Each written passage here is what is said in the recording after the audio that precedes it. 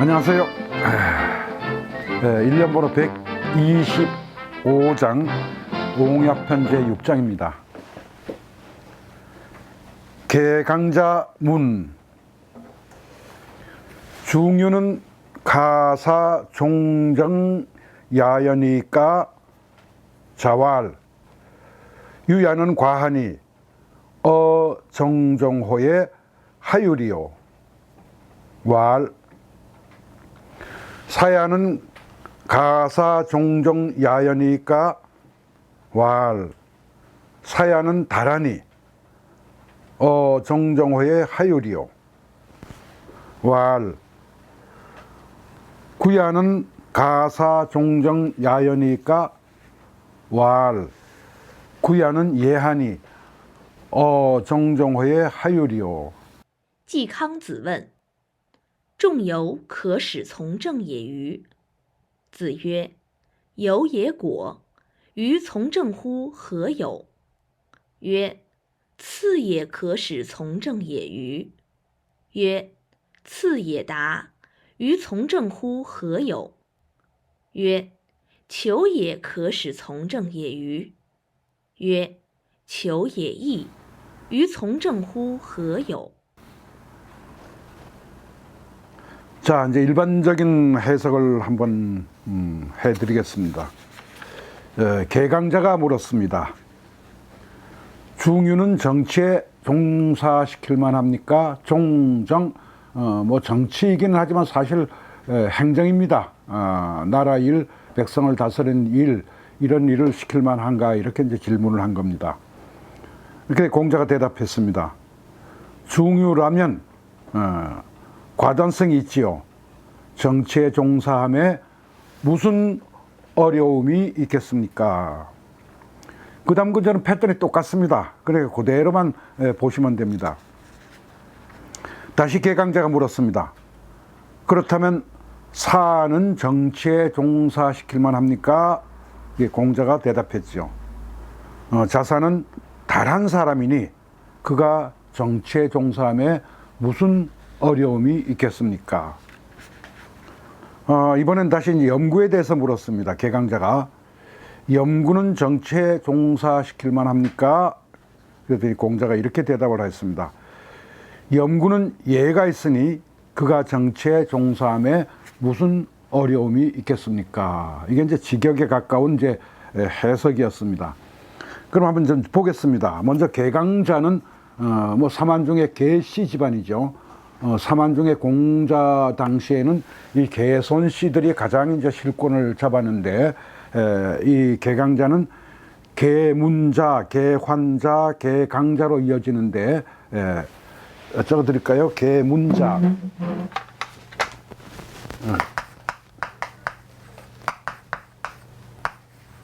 개환자.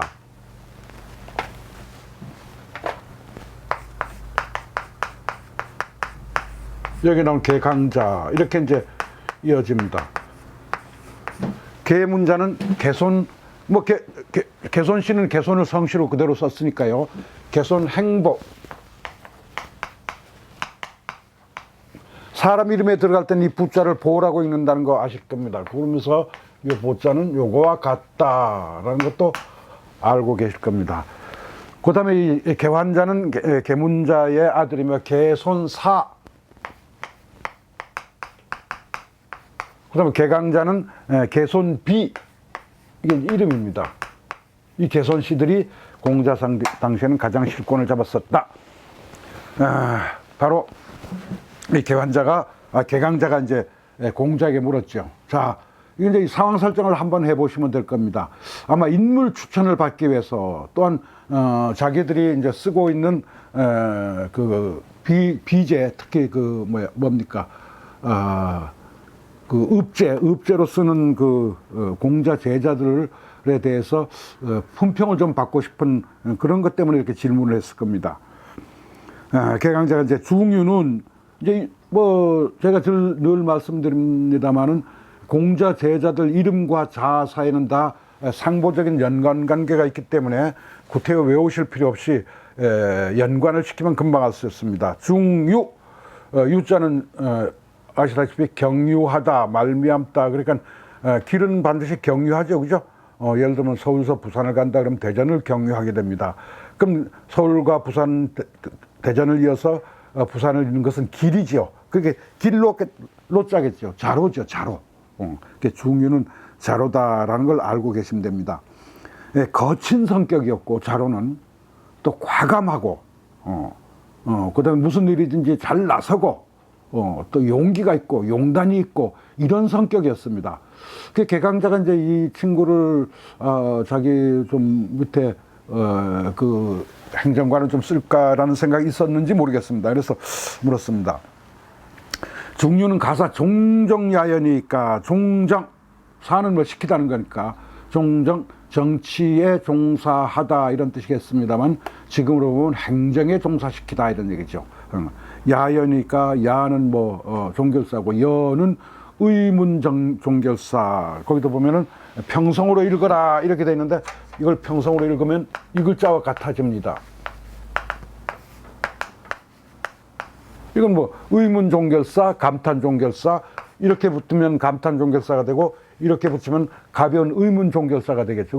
그렇죠. 그럼 여긴 이런 경우 여자를 붙여서 저거 하는 거는 직접적인 뭐입니까? 라고 딱 부러지게 묻기도 하지만 그저 대답을 해주시면 고맙고라는 뜻으로도 쓰입니다. 그럼 자로는 제가 행정관을 좀 쓰고 싶은데 어떻습니까? 라고 이렇게 물은 거예요. 그래서 공자가 대답을 했죠.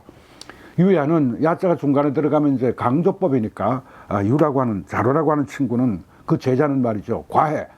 과는 과감하다 혹은 과단성이 있다 뭐 이런 거니까요. 용감하다 뭐 이런 뜻이니까요.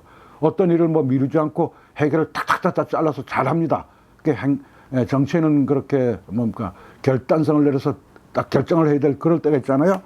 그런 일을 시킬 수가 있으니까 그러면 종정에 어는 어디에 그럼 종정에는 행정의 종사함에 있어서 호는 뭐 거기 함에 있어서라고 이제 해서 요거는 가벼운 그 뭡니까 실사가 아니고 허사죠. 하율이요. 하유는 논어에 나오는 하유는 논어뿐 아니고 고전에 나오는 이 하유는 거의가 다 하유지난의 줄임말로 봅니다. 그러면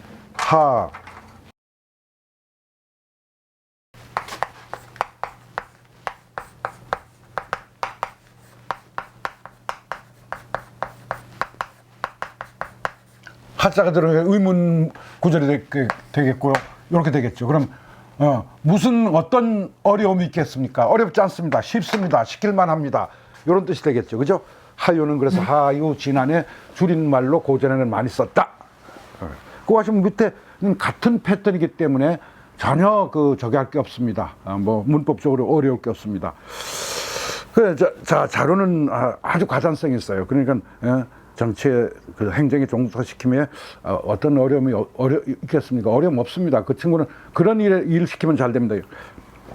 그러자 이제 그 다음에 사에 대해서 물었어요. 사도 또 아까 얘기대로 자와 이름의 연관성을 시키면 사는 윗사람이 아랫사람에게 내려주다. 대통령 화사품 또 뭐 사장님 화사품 그랬을 때 사는 내려주다는 뜻이니까요.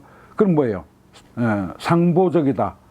서로 남는 거는 덜어주고 모자란 거는 보태주다. 이거 상보란 뜻인데 그럼 내려주기만 하면 돼요? 어때요? 올려줄 줄도 알아야죠. 그래서 이름이 뭐겠습니까? 당연히 공이겠죠. 그럼 자공이죠. 이 사람이 바로 자공. 바칠 공자. 바칠 공자 아시죠? 장인 공자 밑에다 조개 패자 쓴 바칠 공자. 이 공자 자공이죠. 정식 이름은 전손사.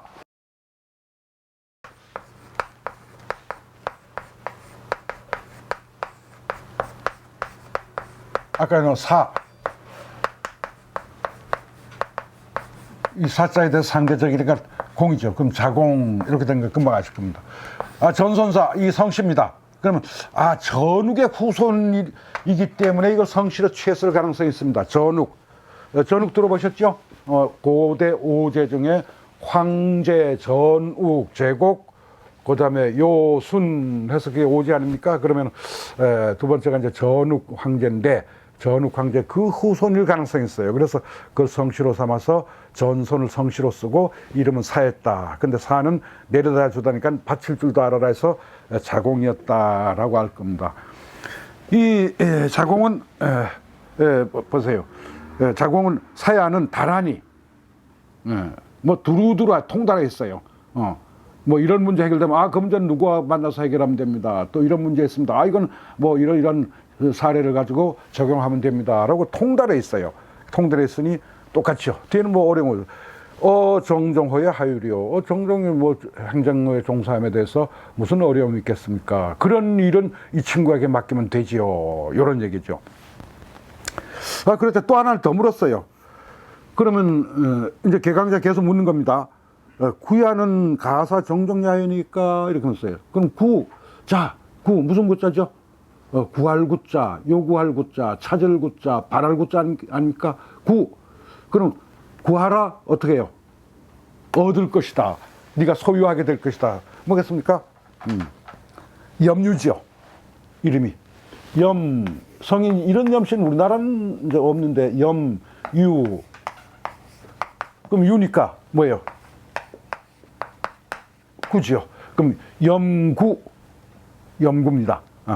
자, 또 유하고 구는 무슨 관계죠? 의문적으로도 첩운 관계가 되죠. 유구, 유유, 구우우. 그럼 여우초, 유유해서 같은 적이 됩니다. 그러니까 뭐 어렵게 생각할 수 없고 마침 또 이 염유는 뒤에 바로 이 계시 집안의 가제가 됩니다. 가제. 그 집안의 모든 것을 총괄해야 하는 행정관으로서의 총재를 가제라고 그러는데 가제 역할도 하죠. 그래서 이렇게 염구에 대해서 자유에 대해서도 이렇게 물어봤어요. 그러니까 대답이 뭐예요? 공자 대답이 구야는 예예요. 예. 예는 원래 나무나 곡식을 심는 모습을 그리는 것이 예인데 그 뒤로는 재주 있다, 재능이 있다. 그래서 우리도 기예, 예술, 예능 이런 말로 많이 쓰잖아요. 근데 이 예자는 보세요. 일본식 한자를 들여서 옛날에는 이 예자를 약자로 이렇게 썼습니다. 일본식 약자입니다. 이 글자는 예자가 아니에요. 풀멜, 긴멜 운자입니다. 이 운자 또 향풀 운, 긴멜 운 해서 이 운자하고 같이 쓸 때가 있습니다. 그러니까 이건 예자가 아니죠. 지금 중국의 간체자에서 예자는 어떻게 씁니까?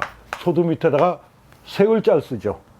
여기에 예자입니다. 그럼 상식적으로 알아두시면 좋고, 이 일본식 예자를 이건 예자가 아니다. 이건 운자다. 이렇게 알면 됩니다. 예는 그래서 예술, 예능, 기회, 뭐 이런 뜻으로 어떤 일이든지 아주 재주껏 잘 처리하는 그런 능력에서 또 이것저것 그 외에 다른 재능도 있어요. 그래서 이 염구는 여러 가지 재능이 있으니 그를 정치에 종사시키는데 행정에 종사시키는데 무슨 어려움이 있겠습니까? 걱정 없습니다. 셋 다 잘 됐습니다. 이건 세 사람입니다. 바로 누굽니까? 자로와 그다음에 전선사 자사와 그다음에 염구 염유 이 세 사람에 대해서 이제 계시 집안에서 계시가 그 중에 개강자가 당신 제자 중에 이 세 사람 어떤 능력이 있는지 내가 좀 행정관을 좀 쓰고 싶은데 어떻습니까? 이렇게 물어보는 것입니다. 그러자 공자가 어떻게 대답을 했어요? 셋 다 하나씩의 특장, 잘하는 거, 스톱쳐서 얘기했죠. 뭡니까? 자로는 과단성이 있고, 그 다음에 전선사는 뭐예요? 통달해 있고, 그 다음에 염유는 재능이 있어요. 그러니까 적재적소의 사람을 쓰면 됩니다. 라는 것을 아주 명료하게 이렇게 설명을 드린 겁니다. 자, 제가 이제 사회생활을 하면서 저도 느낀 것 중에 하나가, 가끔은 이제 제자들이 추천서를 써달라라고 이렇게 추천서를 써줄 때가 많이 있습니다. 근데 이 추천서라는 게 바로 이런 경우죠. 근데 저는 추천서 쓸 때 꼭 한 가지 기준이 있습니다. 아마 뭐 지금 추천서를 써드릴 입장 정도에 되신 분들이 다 그런 어떤 기준이 있겠지만, 자, 추천서를 여러분들 상투적인 말로 이 친구는 성실하고 훌륭하고 학교 다닐 때 공부 잘했고 뭐 잘했고, 그 추천서 그거 맞습니까? 저는 그런 추천서는 전혀 추천서에 의미가 없다고 봅니다. 왜? 당연히 자기 제자의 추천서를 써주는데 무슨 아주 일반적으로 알려진 얘기, 좋은 얘기 쭉 늘어놓는다고 그 상대가 이 친구를 꼭 써야 할 때 그것이 그 도움이 되겠습니까? 그래서 저는 추천서 쓸 때 구체성이 있어야 된다. 예를 들면 A라는 친구가 너는 이 추천서를 어디에 쓰는데, 그러면 이걸 공부하는 데 씁니다. 진학하는 데 씁니다. 그러면 이 친구가 평소 공부하던 모습에서 봤던 특징적인 것들, 그런 것들 써줘야 그게 말이 되겠죠. 근데 그 성실하고 훌륭하고 열심히 하고 이런 거는 그럼 열심히 안 하려면 그 추천서 자체가 필요가 없죠. 그 다음에 회사에 갑니다. 근데 이 친구는 예를 들면 선박회사에 취직을 하려고 그런다고 그래요. 그럼 이 친구를 가만히 떠올려 봤을 때, 이 친구는 괜히 선박이라든지 물자 유통이라든지 이런 데 관심이 있어 레포트를 써서 써라 그래서 봤을 때 그런 쪽의 주제를 꼭 잡아서 써온 것을 내가 기억을 해요. 그럼 그런 걸 들춰냈었을 때 그 회사가 어떻게 할까요? 이 친구는 애초부터 이런 데 준비가 돼 있고 이런 데 관심이 있었구나. 그게 우리 회사에 필요한 인재겠구나. 이렇게 해서 도움이 안 될까요? 자, 공자님 보세요. 어떻게 했습니까? 각 사람마다 특징을 얘기했어요. 특장을 얘기했어요. 그러면 개강자가 이 세 사람 중에 한 사람 만약 쓴다면은 나는 예를 들면 무슨 일을 처리할 때 꼭 이거를 결정을 해야 될지 말아야 될지, 이걸 결정했다 뒤탈이 나면 어떡하나, 아니면 결정했다 손해를 보면 어떡하나, 또 결정을 했는데 좋아하는 사람보다 싫어하는 사람이 많으면 어떡하나, 이런 데 늘 고민을 한단 말이야. 그럼 누굴 갖다 쓰면 되겠어요? 과감한 자를 갖다 쓰면 되겠죠. 그다음에 난 내일이라는 문제가 났을 때 난 널리 알지를 못해. 근데 한 가지 내 것만 알고 다른 건 잘 몰라. 이럴 때는 다른 사람을 갖다 쓰면 되겠죠. 그 다음에 작은 문제는 나 잘 해결을 못하고 작은 문제를 꼭 그걸 실수를 해가지고 큰 일을 놓친단 말이야. 이럴 땐 예를 들면 누굽니까? 염구 같은 사람을 갖다 쓰면 되겠죠. 아니면 내가 이런 사람이 다 필요해. 그럼 다 갖다 쓰면 되겠죠. 이렇게 추천서는 이렇게 해야 되고, 그 다음에 사람을 평가를 하고자 할 때는 상대방이 요구하는 것이 무엇인지, 또 그 친구가 진짜 특장이 뭔지, 이런 것을 잘 발견해서 써주는 것이 좋지 않겠어요? 공자의 그 제자에 대한 관찰력은 이렇게 뛰어났던 것이고, 또 이것이 제자들을 훌륭하게 키우는 방법이 아닌가, 이렇게 생각을 합니다. 감사합니다.